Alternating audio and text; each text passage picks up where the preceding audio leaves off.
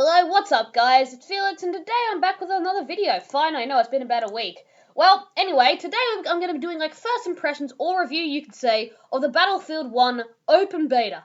I don't need to give much of an explanation for what it is because, well, we all know what Battlefield 1 is. It was blown away without that huge, awesome, epic trailer just before E3 this year. And, well, the beta is finally here. Now, what I have to say about this game, it is very much not a mixed bag, and I'm happy to say that in retrospect and all around, this game is definitely going to live up to the hype. But anyway, without further ado, let's get into my thoughts and impressions of the beta and what's going to translate into the final game. Again, most of my gripes about this game is probably going to be fixed by the time the full game comes out because most of the annoying things about the game is just bugs. Anyway, to start off, I have to get right to the point that this game is very, very beautiful. Its use of textures and lighting is absolutely top-notch. And I'm talking Star Wars Battlefront good. Only this time it's actually got a real game behind it. I really find it just is so beautiful and just enhances your experience. Of course, that is what good graphics are all about. But they're just really, really good. Now, of course, I had to get to the gripes about the beta, which is, some bugs. And I find that there is some sort of delays when you die. So once I died and I kept running for about 3 seconds after it had even, come up with that thing saying you died and show me who killed me. So I was just running for about 3 seconds afterwards. And so it feels just a little bit unpolished. But of course, this is the beta. But anyway, to get to the most awesome part of this game, and trust me, it is not the planes, well, not the most epic. It is not even the improved sniping positions. It's not even how big the map is. It is the horses. I know what we would have thought if they said, horse combat. Would have think, oh yeah, that's just probably a liability. They'll die in a couple of hits, and they won't be much good apart from just getting across the map. There is nothing more legendarily awesome. Riding at top speed with 3 or 4 friends in a line onto a group of unsuspecting enemies, and just seeing them turn around with the horsemen on their horses with their swords drawn. It is just so exhilarating. It is just adrenaline rushing, and it's just so good that you can shoot from your horse and slice people on the ground. It is very, very much how the trailer shows. But getting on, I think if this map is very, very huge. In fact, it is the biggest map in Battlefield history. And I know what we would have thought, that's pretty good. But most of the map, in fact, about 30% of the map is just sparse, bland desert. Because there's only one map in the beta, and that is Sinai Desert.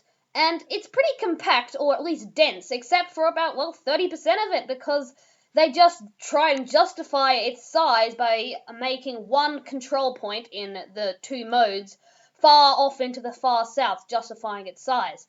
And I find, and it makes it just kind of boring if you're just running from the one control point to the next. But there are many ways to get into a vehicle, and you can just stay where all the action is going, which is for most of the part in the middle of the map. And I must say, as much as people would love getting in tanks, I must say that the car handling in this game, or vehicle handling you could say, is the best it's ever been. It's better than Battlefield Hardline or 4. It's just very, very responsive and very, very good, to say the most.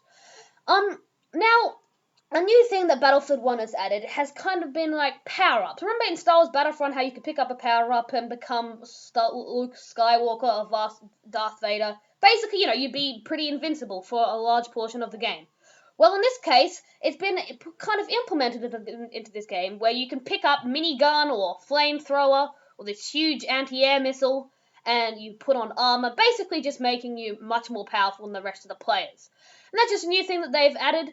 But one more thing, you know how in Battlefield 4, or even Hardline for that matter, there was this huge scripted event where, like, in the Shanghai map in Battlefield 4, a huge building crumbled into nothing?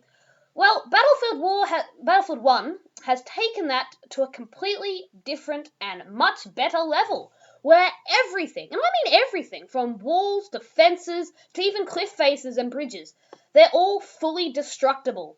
Even if you have a mildly explosive weapon, you can all blow it up and make it crumble. It feels much more next gen. By the way, this game isn't unlike Hardline 4, is only coming out from next generation consoles and PC.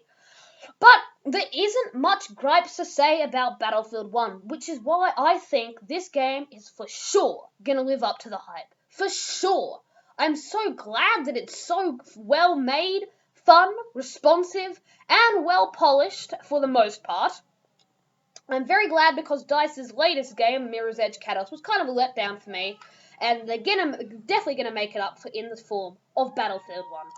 I don't think it really needs me to say that I should recommend the beta for you to check it out because, well, we've already seen the trailer and we're pretty hyped for it. Well, everyone who's interested in Battlefield. Now, if you've just seen the trailer and really been blown away by it and giving it a go, keep in mind this is still very much classic Battlefield. There's all those tropes that Battlefield has. Just in this way, it's not like Battlefield Hardline, which just took a cops and robbers vibe.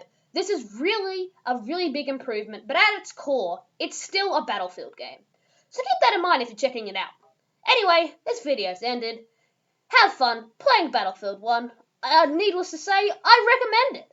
Anyway, have fun, as I've already said, and take care. Bye!